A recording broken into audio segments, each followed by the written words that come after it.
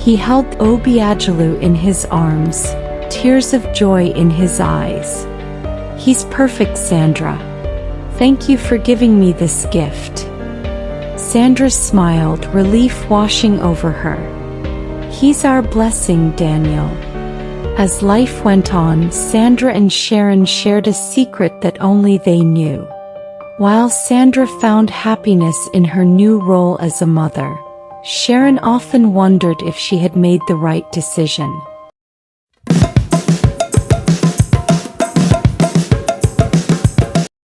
In the colorful and lively city of Lagos, located in the western part of Nigeria, there lived twin sisters named Sandra and Sharon.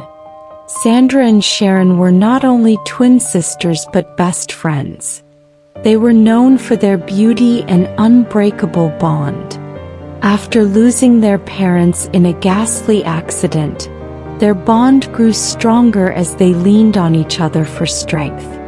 They both lived together in their cozy family house till Sandra, the older twin by a few minutes, got married first to Daniel, a successful banker. Life seemed perfect for Sandra, with a loving husband who loved her so much and a comfortable home.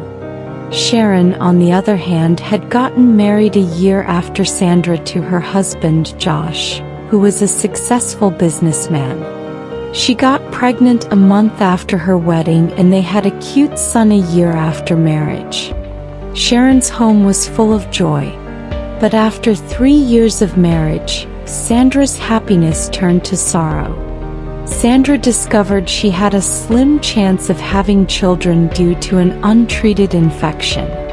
The doctor said her chances of not getting pregnant were 97%. Though Daniel adored her, Sandra couldn't tell him the truth. She was terrified of losing him, especially since his mother wanted grandchildren and often pressured him. Few days later, on a sunny afternoon, Sharon visited Sandra with exciting news. "Sandra, guess what?" she said, her face glowing. "What is it?" Sandra asked, forcing a smile. "I'm pregnant again," Sharon exclaimed. "And the doctor says I'm having twins. I haven't told my husband yet. I will break the news to him when he comes back from his trip." Sandra hugged her sister tightly. "That's wonderful news," she said, but deep down her heart ached. She was happy for Sharon but couldn't stop thinking about her own struggles. Her mother-in-law was putting more pressure on her, and Sandra had become deeply frustrated and scared that she cried to God every night, begging for a miracle, afraid she would lose her husband. Later, as they sat in Sandra's living room, Sandra couldn't hold back her tears anymore. "What's wrong?" Sharon asked, looking concerned. Sandra sobbed, telling her sister how she felt that God had forgotten her and how ashamed she was, fearing her husband would leave her. "I don't know how to tell Daniel," Sandra wept. "I went to the hospital for tests, and the doctor told me I can't have a child because of an untreated infection. It's all my fault, Sharon. What am I going to do? If he finds out, I'll be thrown out of this house. I love Daniel so much and I can't lose him," Sandra said with a shaky voice. "Daniel loves me, but his mother, she won't stop until he leaves me if I can't have a child. I don't want to lose my marriage." Sharon held her sister's hand, and just as she was about to respond, Sandra's mother-in-law walked in. She took one look at Sandra's tear-streaked face and scoffed. "Stop crying, Sandra. Why are you wasting your time with all these tears? Instead of giving me a grandchild, you're here busy disturbing this house with your weeping. In other homes, it's the children who cry, but here in my son's house, it's the wife crying because she's eaten up all her unborn children. You've bewitched my son. If you can't give him a child, leave him so I can find a woman who will." Sharon's heart ached as she saw her sister sit there, silently crying. Her mother-in-law's cruel words echoed in her mind, and all she wanted was to take Sandra's pain away. When her mother-in-law finally left, Sandra sat quietly, her heart heavy. Sharon hesitated before she leaned closer, her voice a soft whisper. "Sandra, I have an idea. I can help you save your marriage," Sharon began, her tone filled with determination. Sandra's eyes widened in confusion. "What are you talking about?" she asked. "I'm having twins, Sandra," Sharon continued. "When the babies are born, I will give you one. You'll raise the child as your own." Sandra was shocked. "What? Are you out of your mind? Why would you even think of such a thing?" she asked. "You need a child," Sharon said firmly. "I already have one, a cute son. Now I'm having twins. That means I'll have 3 children. I cannot sit back and watch you live your life without kids while I have plenty. We can make this work, Sandra. I can give you one of my twins. I know you will take good care of him, and I will still be present in the child's life." Tears welled up in Sandra's eyes. She shook her head in disbelief. "Sharon, how? Josh would never agree to this. He would never understand." Sharon grabbed her sister's hand, her grip tight. "We're not telling anyone, Sandra. No one has to know. This will be our secret." Sandra's voice was barely audible. "But how do we make this work? I don't understand." "Dr. Sam," Sharon said confidently. "He's known us since we were kids. He'll help us. We'll beg and convince him even though it's against his medical ethics. We have to make it work." After thinking for a moment, Sharon added, "Your husband Daniel will be going on a 1-year course abroad for work. That gives us the perfect timing. While he's away, you can fake a pregnancy, and by the time he returns, everything will be fine. I'll simply keep the fact that I'm having twins a secret."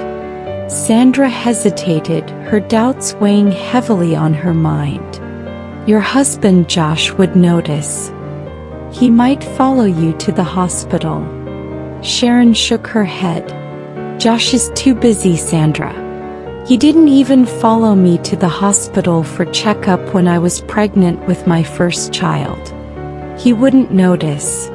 Besides, if he does, Dr. Sam will handle it. Just relax. Trust me." "And my mother-in-law," Sandra whispered. "She watches my every move. She's always looking for reasons to humiliate me because I can't have a child." Sharon smiled reassuringly. "Like you said, your mother-in-law will be traveling to Germany next month to stay with her daughter who just had a baby and also to receive treatment. She'll be gone for a while. That gives us enough time. Why are you worried?" Sharon squeezed her hand. "We can involve our lawyer. Everything will be legal. The child will be yours and no one will know the truth but us." Sandra broke down, tears streaming down her face as she whispered, her voice trembling. "Sharon, why are you doing this for me? This is too much." Sharon pulled her into a tight hug. "Because I love you, Sandra. You're my twin and I would do anything for you. Your pain is my pain. I can't be happy while you are unhappy. You deserve happiness and I'll do whatever it takes to make that happen." Tearing up, Sandra's heart filled with gratitude and a flicker of hope. "Thank you, Sharon. I don't know what I would do without you." "You don't have to thank me," Sharon whispered, her own eyes glistening with tears. "Just promise me you'll stay strong. We'll get through this together." Feeling hopeful for the first time in a long while, Sandra hugged her sister tightly, realizing just how much her sister was willing to sacrifice for her. She finally allowed herself to believe that maybe, just maybe, there was a way to save her marriage and reclaim her happiness. With Sharon's agreement, the sisters began making plans. Daniel traveled abroad and Sandra's mother-in-law was relocating to Germany the next month. This gave Sandra the perfect opportunity to fake her pregnancy without suspicion. After much persuasion, Dr. Sam agreed to help. "I'll monitor Sharon's pregnancy and ensure everything looks normal," he said. "But you two must be very careful." As Sharon's pregnancy progressed, Sandra announced her pregnancy to Daniel, who was very happy and also sad that he would be away during the pregnancy of their first child. Few months later, Sandra began wearing a fake pregnancy belly bump around and during video calls with Daniel. "How are you feeling, love?" Daniel asked one evening. "I'm fine, just a bit tired," Sandra replied, touching her fake belly.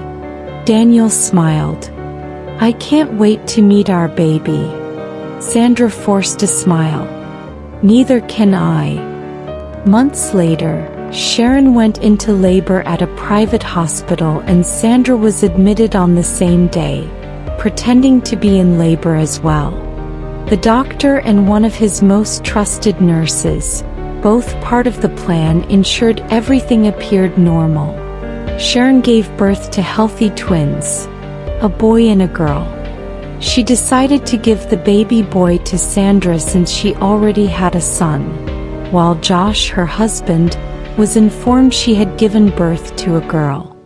He didn't know she was carrying twins all along because he was too busy to accompany her to the hospital for checkup and scan. When the nurse handed the baby boy to Sandra, she held him close, tears of joy streaming down her face. Sandra was discharged with the trusted nurse assigned to her as a private nurse for a while to keep their secret. Before she left the hospital, she visited Sharon's room. "Thank you, Sharon. I'll love him as if he were my own." Sharon nodded, her emotions mixed. "Promise me you'll never let him feel unloved, Sandra." "I promise," Sandra said firmly. To make everything official, the sisters involved their lawyer. Legal documents were signed. Meanwhile, peace was restored in Sandra's home. Her husband was happy, and their home was filled with joy because of the baby boy, and they named him Obiagelu, meaning "my heart is at peace." When Daniel returned from his year-long trip abroad, everything was perfect. He was overjoyed to meet his son. He held Obiagelu in his arms, tears of joy in his eyes. "He's perfect, Sandra. Thank you for giving me this gift." Sandra smiled, relief washing over her. "He's our blessing, Daniel." As life went on, Sandra and Sharon shared a secret that only they knew. While Sandra found happiness in her new role as a mother, Sharon often wondered if she had made the right decision. But their love for each other kept them bound, even through the sacrifices they made. Years passed after Sandra took Sharon's baby boy as her own. Sandra raised the boy with so much love that anyone who saw them could never suspect the truth. To the world, he was her son, and Daniel, her husband, adored him. Obiagelu became the center of her world. Sandra poured all the love in her heart into raising him, treating him as though he were the miracle she had always prayed for. She never allowed herself to dwell on the truth, and her devotion to him erased any lingering doubts. To the world, he was her son in every sense of the word. Sandra and Daniel adored Obiagelu and made him the priority in their lives. Daniel was a doting father, always eager to spend time with his son, whether it was playing games in the evenings or telling bedtime stories that filled the boy's heart with laughter. Sandra took pride in being the perfect mother. She made sure he never lacked anything, often going the extra mile to provide for him. She dressed him in the finest clothes, always prepared his favorite meals, and ensured he always felt loved and secure. Every milestone in his life was celebrated with joy, from his first steps to his first day at school. Sandra treasured those moments, capturing them in photos and journaling them in a special diary. The couple spared no expense in giving him the best opportunities. They enrolled him in the best school in the city, a place known for its excellent academic standards and nurturing environment. Sandra made it her mission to be involved in his education, attending parent-teacher meetings and ensuring he had access to tutors whenever he needed help. She wanted her son to grow up confident and capable, someone who could take on the world. Daniel, too, was determined to secure Obiajalu's future. He made substantial investments in his name, setting up a trust fund that would one day provide him with a comfortable start in life. "He will never have to struggle," Daniel often said, his voice filled with pride and determination. Sandra would smile, knowing that their shared dream of giving him a bright future was slowly becoming a reality. As Obiajalu grew older, he became the light of their lives. His laughter echoed through their home, filling it with warmth and happiness. He was a polite and intelligent child, loved by everyone who met him. Neighbors often commented on how fortunate Sandra and Daniel were to have such a wonderful son. Little did they know the secret Sandra carried in her heart. For Sandra, the love she felt for Obiajalu erased any guilt or fear of the truth being discovered. She believed in her heart that she was his mother in every way that mattered. She had given him not just a home, but a life filled with love, security, and endless possibilities. Though the secret lingered in the shadows, her son's happiness and success were all that mattered.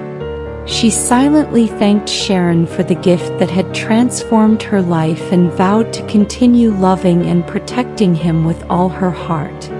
Meanwhile, Sharon lived happily with her growing family, raising her daughter and her first son in love. Life seemed very perfect until tragedy struck. One afternoon, Sharon's firstborn son, her pride and joy, slumped at school during a school football game. Despite desperate attempts to save him, he was pronounced dead before reaching the hospital. The loss was devastating. Sharon and her husband mourned deeply, and the entire family was filled with grief for months. The loss left a hole in their hearts, and the pain lingered long after the burial,